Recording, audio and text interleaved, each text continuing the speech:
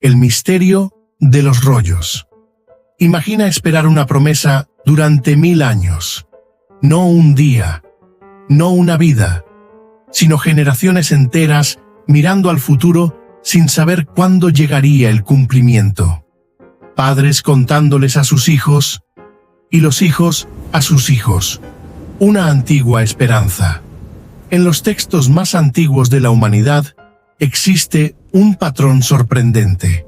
Un mensaje repetido a lo largo de siglos por hombres que nunca se conocieron entre sí, pero que escribieron sobre la misma persona. Profetas que vivieron en diferentes épocas, en diferentes reinos, bajo diferentes imperios, y sin embargo, todos parecían describir al mismo personaje. Sus palabras fueron preservadas en antiguos pergaminos, copiados con extremo cuidado por escribas que entendían que estaban protegiendo algo más que tinta sobre papel. Estaban preservando una promesa, la promesa de alguien que vendría a cambiar el destino de la humanidad. Pero esto no era una idea vaga, no era una metáfora, era un conjunto de señales específicas, como si la historia estuviera dejando un rastro de pistas. Hoy vamos a seguir ese rastro.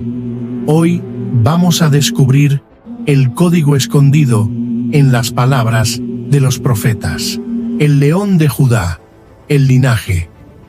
La primera pista no hablaba de milagros, hablaba de sangre, de genealogía, de familia. Las antiguas escrituras afirmaban que este hombre no podía venir de cualquier lugar. Tenía que nacer dentro de una línea específica, la tribu de Judá, una de las 12 tribus de Israel. Siglos antes, el patriarca Jacob pronunció una profecía sobre sus hijos. Cuando llegó el turno de Judá, sus palabras fueron diferentes. Habló de autoridad, habló de poder, habló de un cetro que no sería quitado. Desde entonces, Judá se convirtió en la tribu real. Por eso, el símbolo que se le asignó fue el león, un símbolo de autoridad, de realeza, de dominio. Más tarde, otra pieza se añadió al rompecabezas. Este futuro libertador también debía ser descendiente del rey David. No solo sería un líder espiritual, tendría sangre real. El retrato empezaba a tomar forma. No solo sabían que vendría, sabían de dónde vendría. La siguiente pista era aún más sorprendente, porque no solo hablaba de su familia, hablaba de su lugar de nacimiento.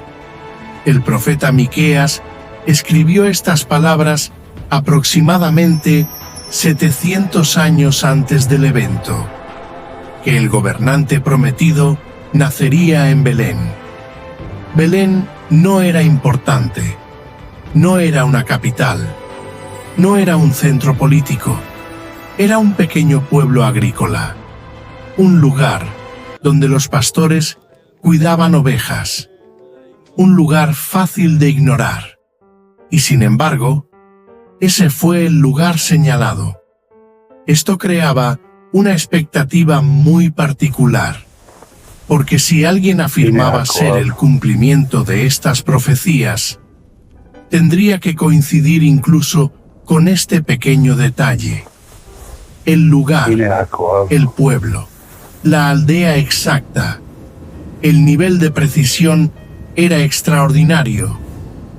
Como coordenadas dejadas en la historia, la señal de Emanuel. Pero entre todas las señales, había una que parecía imposible, una que incluso hoy genera debate. El profeta Isaías escribió algo que parecía desafiar toda lógica, que una virgen daría a luz un hijo. Para muchos, esto parecía incomprensible. ¿Cómo podía ocurrir algo así? Pero Isaías no solo habló del nacimiento, también habló del significado. El niño recibiría un nombre simbólico, Emanuel, Dios con nosotros. No decía Dios distante, No decía Dios observando, decía Dios con nosotros. La idea era radical, que Dios no solo hablaría a la humanidad, sino que entraría en la historia humana, que caminaría entre las personas, que experimentaría la vida humana. El misterio se hacía más profundo, y las expectativas crecían. La espera final, y así llegamos al momento previo al cumplimiento. Los siglos habían pasado, imperios habían surgido y caído. Babilonia, Persia, Grecia, Roma. Israel ahora vivía bajo dominio romano.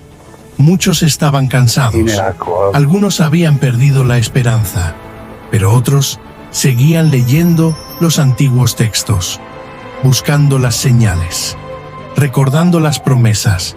Sabían el linaje, sabían el lugar, sabían la señal.